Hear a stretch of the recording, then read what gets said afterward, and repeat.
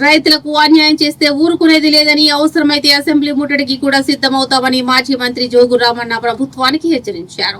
సోమవారం నిర్మల్ జిల్లా బేలా మండలం సాంగిడి గ్రామంలో ప్రతి కుటుంబాన్ని కలుస్తూ సంతకాల సేకరణ చేపట్టిన ఆయన రైతు సంక్షేమం కోసం కేంద్ర రాష్ట్ర ప్రభుత్వాలు చిత్తశుద్ధితో పనిచేయాలని డిమాండ్ చేశారు. గత బీఆర్ఎస్ ప్రభుత్వ హయాంలో రైతులు ఇబ్బందులు లేకుండా పంటలు పండించారని, ప్రస్తుత కాంగ్రెస్ బీజేపీ ప్రభుత్వాల తీరుతో రైతులు ఇబ్బందులు పడుతున్నారని ఆవేదన వ్యక్తం చేస్తూ రైతు బంధు నిధులు విడుదల చేయకుంటే ఉద్యమాలను ఉధృతం చేస్తామని పేర్కొన్నారు.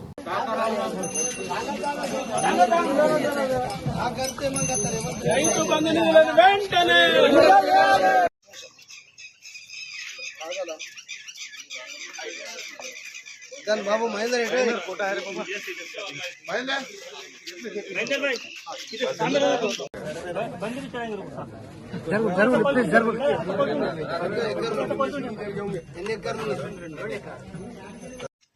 ఏదో ప్రజల కొరకు, ప్రజలను రాజకీయ పబ్బం గడపడానికి కొరకు భారతీయ జనతా పార్టీ ఈ రకంగా కార్యక్రమాలు చేస్తూ ఉంది.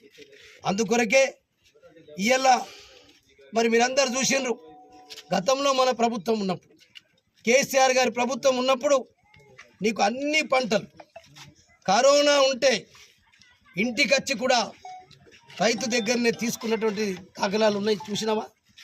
ఇలా జొన్నలు కొనరు, కందులు కొనరు, సోయాబీన్ రైతులు బేలలో 30 రోజులు కాటా లేకుండా 30 రోజులు మార్కెట్లో పోయి పండుకున్నారు మా బేలా మండలం రైతులు. ఆనాడు ఎవరు రాలే, ఆనాడు ఎటువైనా పాయల్ శంకర్, ఆనాడు నీ భారతీయ జనతా పార్టీ ఎటువైంది? ఆనాడు రైతులకు నువ్వు మద్దతు ఇవ్వాలి కదా, ఎమ్మెల్యేగా ఇచ్చినవా? అందుకొరకే ఇలా పత్తి 31 మార్చి వరకు గతంలో ఎప్పుడు కొన్నాం. ఇలా మార్చి కాదు, ఫిబ్రవరి లాస్ట్కే మేము ధర్నా చేస్తే, బీఆర్ఎస్ పార్టీ ధర్నా చేస్తే అది మొన్న ఫిబ్రవరి లాస్ట్ వరకు ఇచ్చింది. అంటే దీన్ని బట్టి చూస్తూ ఉంటే 24 గంటల కరెంటు కేసీఆర్ నాణ్యమైన ఇస్తలేడు. ఇలా కరెంట్ ఇస్తలేరు.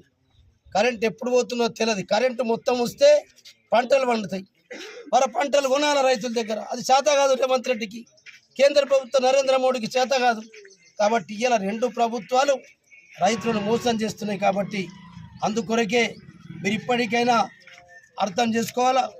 మరి ఇలా మనం ఒకటే, బేలాలో కందులైనా శనగలైనా కొనుగోలు చేసుకున్న మాట మనందరికీ అర్థమైంది. మనమే కాపురి ఎక్స్ రోడ్ కాడ ధర్నా చేసినాం, మనమే బేలా మండల హెడ్ క్వార్టర్ ధర్నా చేసినాం, ఆదిలాబాద్ పట్టణాన్ని బంద్ పెట్టినాం, ఎమ్మెల్యే ఇంటిని ముట్టడి చేసినాం, ఎంపీలని ముట్టడి చేసినాం. ఇలా ఎక్కడికక్కడ బస్సులు బంద్ పెట్టుకున్నాం. ఇలా బీఆర్ఎస్ పార్టీ రైతుల కొరకు ఉంటుంది. అందుకొరకు ఇలా రేపు అసెంబ్లీ సమావేశాలు జరిగేటప్పుడు మా పార్టీ పక్షాన, బీఆర్ఎస్ పార్టీ పక్షాన ఇలా రేవంత్ రెడ్డి గారిని నిలదీద్దాం, గవర్నర్కి ఇస్తాం. ఒకవేళ వీలైతే ఏ ఊళ్ళకి ఆ ఊళ్ళు స్వచ్ఛందంగా రైతులు రావడానికి సిద్ధంగా ఉంటే మనం కూడా ఇలా అసెంబ్లీని ముట్టడిచ్చే కార్యక్రమం కూడా ప్రణాళిక చేసుకుందాం. ఇక మనకిప్పుడు రైతులు ఆత్మహత్యలు చేసుకునే పరిస్థితి తప్ప మరి రైతులకి ఇక వేరే మార్గం లేదు. కాబట్టి అయినా కూడా నేను రైతులకు ఒక్కటే విజ్ఞప్తి చేస్తున్నా, మీకు 2 చేతులు ఎత్తి దండం పెట్టి చెప్తున్నాం, రైతులు ఆధార్యపడవలసిన అవసరం లేదు. బీఆర్ఎస్ పార్టీ మీ పక్షాన ఉంటుంది.